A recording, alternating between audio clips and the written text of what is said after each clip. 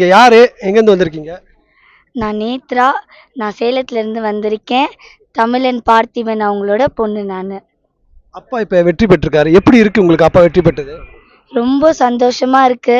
First டைம்லேயே எங்கள் அப்பாவுக்கும் வெற்றி, நம்ம தளபதி அவர்களும் சிஎம்மா உட்காந்தது ரொம்ப ஒரு ஹாப்பி. அவர் வெற்றி பெற்றது காரணம் வந்து அவர் கூட இருந்த பசங்களும், அது எங்கள் அண்ணா அவங்க எல்லாரும், அப்புறம் நம்ம தலைவர், நம்ம பொதுச் செயலாளர், இவங்க எல்லாரும் தான் அவர் வெற்றி பெற்ற காரணமே. அப்பா தேர்தலில் வெற்றி பெறுவார் நீங்க நினைச்சு பாத்தீங்களா? நினச்சேன் கண்டிப்பான்னு. பட் எப்படி சொல்கிறது, ஒரு 50-50 இருந்தேன் ஃபஸ்ட் டைமே ஆவாரான்னு. பட் கடைசியில் மக்கள் எல்லாம் ஓட்டு போட்டு எங்கள் அப்பா வெற்றி பெற வச்சுட்டாங்க. ரொம்ப ஒரு சந்தோஷமாக இருக்குது. அதை வெளிப்படுத்தவே முடியல, அந்த அளவுக்கு ஒரு ஹாப்பி.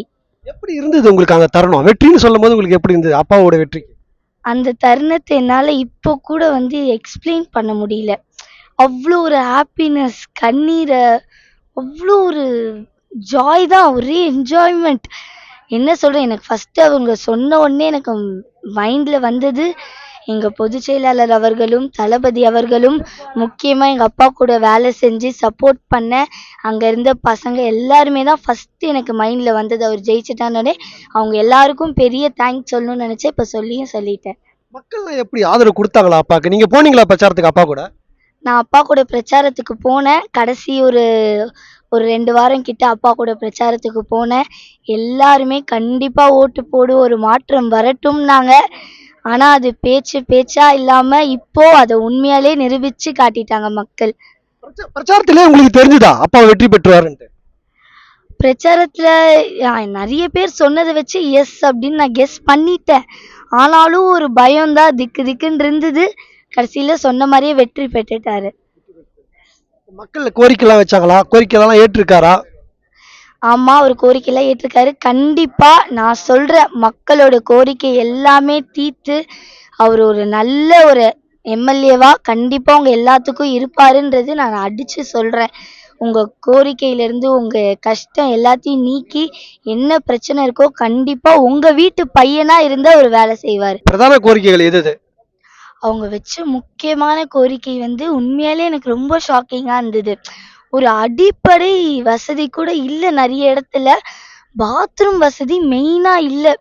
ஸோ அது வந்து நிறைய லேடிஸ் வந்து எங்ககிட்ட சொல்லியிருந்தாங்க.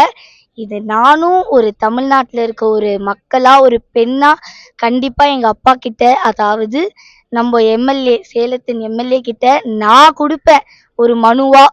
முதல்ல ரெஸ்ட் ரூம் கட்டித்தாங்க, எந்த இடத்துக்கெல்லாம் இல்லையோ. ஒரு ரோடு இல்லை, அந்த ரோடுனால நிறைய ஆக்சிடென்ட் நடக்குது. பள்ளம், ஸ்பீட் பிரேக்கர் சரியா இல்லை. இதெல்லாம் முதல்ல மாற்றி, நல்ல முக்கியமாக இந்த பாத்ரூம் வசதி தான். ரொம்ப கஷ்டப்பட்டு நிறைய பேர் கண் கலங்கி அவர்கிட்ட வந்து சொன்னப்போ, அது ஒரு பெண்ணாக நாங்களும் உணரும் போது கஷ்டமாக இருக்குல்ல, ஒரு பாத்ரூம் வசதி இல்லைன்றப்போ. கண்டிப்பாக அதை தான் முக்கியமாக நான் கட்டித்தர சொல்லுவேன். நானும் ஒரு மனு கொடுப்பேன். ஏன்னா நானும் இந்த தமிழ்நாட்டில் இருக்க ஒரு பெண் தானே, ஒரு மக்கள் தானே. ஸோ நானும் ஒரு மனு கொடுப்பேன். சேலத்துக்கு மக்களுக்கு அப்பா வெற்றி பெற்றிருக்காரு. சேலத்துக்கு மக்களுக்கு என்ன சொல்ல விரும்புறீங்க நீங்க இந்த நேரத்துல? ரொம்ப நன்றி. நாங்கள் யோசிச்சு கூட பார்க்கல, இந்த ஃபர்ஸ்ட் அட்டம்ப்ட்லேயே இப்படி ஒரு சப்போர்ட்டும் வெற்றியும் எங்கள் அப்பாவுக்கு தருவீங்கன்னு. ஸோ திரும்ப கேட்டுக்கிறேன், ரொம்ப ஹாப்பி, ரொம்ப நன்றி எல்லாத்துக்குமே. இதுக்கு நன்றி கடனா அவர் நீங்கள் என்னென்ன கோரிக்கையெல்லாம் கேட்குறீங்களோ அத்தனையும் தீர்த்து வைப்பார்.